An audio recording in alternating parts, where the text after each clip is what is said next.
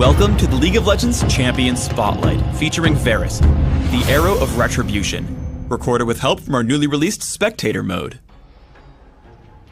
Varus is a mix of a physical ranged carry and caster, adept at whittling down individual targets or assassinating them from afar. Utilizing his mix of persistent and burst damage, Varus is an exceptional addition to any team composition. Varus' passive is Living Vengeance. Every time Varus kills a minion or monster, he gains attack speed for a few seconds. If he kills or assists in the kill of an enemy champion, he gains more attack speed for an even longer duration. Piercing Arrow charges up and then fires a powerful shot that damages all enemies it hits in a line, dealing reduced damage as it passes through more targets. On the first cast of Piercing Arrow, Varus begins drawing back his bow, slowing him and removing his ability to attack. When cast a second time, he fires with bonus damage and bonus range based on how long he was channeling. If you use smart casting, holding down the button will begin the charge and letting go will fire. Silencing or stunning Varus will put the spell on cooldown without firing. If Varus waits too long to fire, the spell goes on cooldown and refunds part of the mana cost. Blighted Quiver passively gives Varus his basic attacks bonus magic damage. They also apply stacks of Blight up to a cap. When any of Varus' active abilities hit an enemy, these stacks explode, dealing damage based on the target's maximum health. Hail of Arrows fires arrows into an area, damaging all enemies they hit. For the next few seconds, enemies in that area are slowed and receive reduced healing. Varus' ultimate is Chain of Corruption. Varus fires out a skill shot nuke that damages and roots the first enemy champion it hits. Immediately after, it attempts to spread to other nearby enemy champions, damaging and rooting them as well. Every time Chain of Corruption spreads, it searches again for new targets, but will never hit a champion more than once.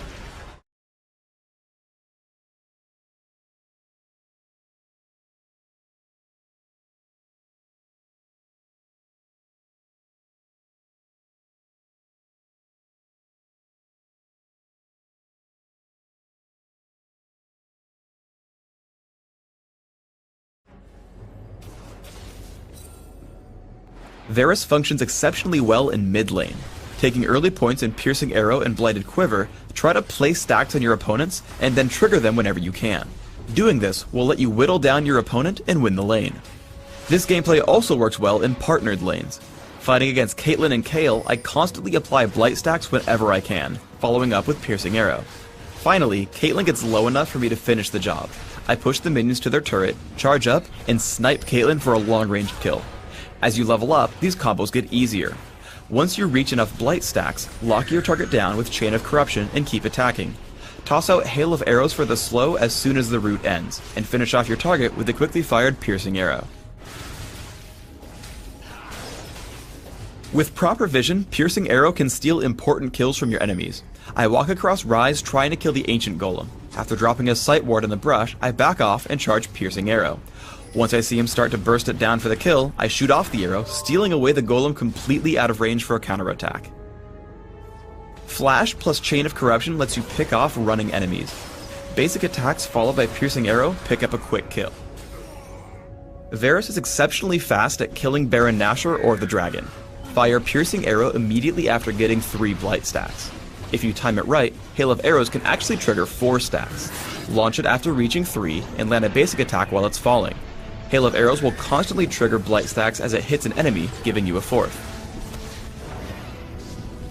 In the ensuing team fight, I resort to hitting the tanks first, but save Chain of Corruption until it can spread. Once a Mumu gets pulled away, I target Udyr.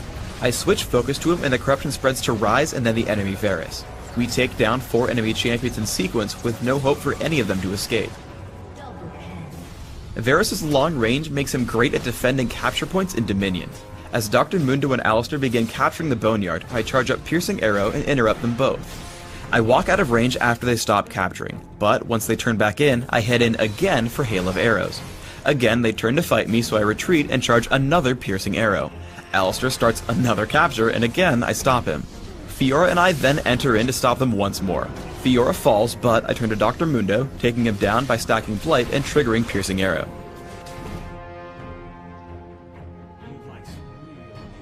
As Varus is a physical damage dealer, I focus on amplifying that damage as much as possible. For runes, I recommend flat attack damage marks, flat armor seals, magic resist per level glyphs, and flat attack damage quintessences.